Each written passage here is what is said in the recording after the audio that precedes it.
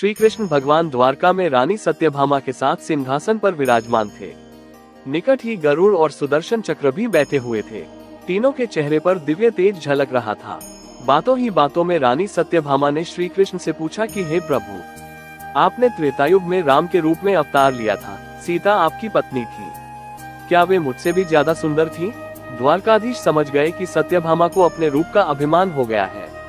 तभी गरुड़ ने कहा कि भगवान, क्या दुनिया में मुझसे भी ज्यादा तेज गति से कोई उड़ सकता है?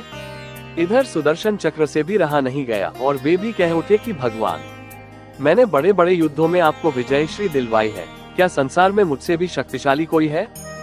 भगवान मन ही मन मुस्कुरा रहे थे।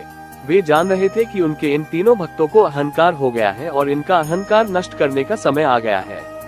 ऐसा सोचकर उन्होंने गरुड़ से कहा कि हे गरुड़, तुम हनुमान के पास जाओ और कहना कि भगवान राम माता सीता के साथ उनकी प्रतीक्षा कर रहे हैं। गरुड़ भगवान की आज्ञा लेकर हनुमान को लाने चले गए। इधर श्री कृष्ण ने सत्यभामा से कहा कि देवी, आप सीता के रूप में तैयार हो जाएं, और स्वयं द्वारकाधीश ने राम का रूप धारण कर लिया। मधुसूदन ने सुदर्शन चक्र को आज्ञा देते हुए कहा कि तुम महल के प्रवेश द्वार पर पहरा दो और ध्यान रहे कि मेरी आज्ञा के बिना महल में कोई प्रवेश न करे। भगवान की आज्ञा पाकर चक्र महल के प्रवेश द्वार पर तैनात हो गए। गरुड़ ने हनुमान के पास पहुंचकर कहा कि हे वानर श्रेष्ठ, भगवान राम माता सीता के साथ द्वारका में आपसे मिलने के लिए प्रतीक्षा कर रहे हैं।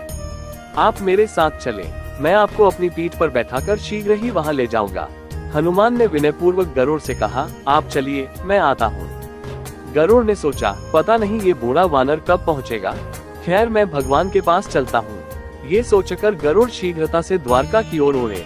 पर यह क्या, महल में पहुंचकर गरुड़ देखते हैं कि हनुमान तो उनसे पहले ही महल में प्रभु के सामने बैठे हैं। गरुड़ का सिर लज्जा से झुक गया।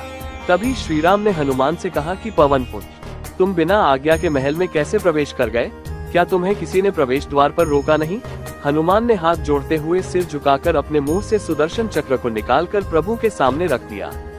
हनुमान ने कहा कि प्रभु, आपसे मिलने से मुझे इस चक्र ने रोका था, इसलिए इसे मुंह में रख मैं आपसे मिलने आ गया, मुझे क्षमा करें। भगवान मन ही मन मुस्कुराने लगे। हनुमान ने हाथ जोड़ते हुए प्रश्न किया, हे प्रभु, आज आपने माता सीता के स्थान पर किस दासी को इतना सम्मान दे दिया कि वह आपके साथ सिंहासन पर विराजमान है? रानी सत्यभामा का अहंकार भंग होने की बारी थी। उन्हें सुंदरता का अहंकार था जो पल भर में चूर हो गया था। रानी सत्यभामा, सुदर्शन चक्र व गरुड़ जी तीनों का गर्व चूर चूर हो गया था। वे भगवान की लीला समझ रहे थे।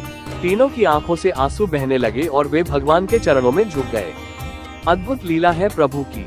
अपने भक्तों के अहंकार को अपने भक्त द्वारा ही दूर किया उन्होंने।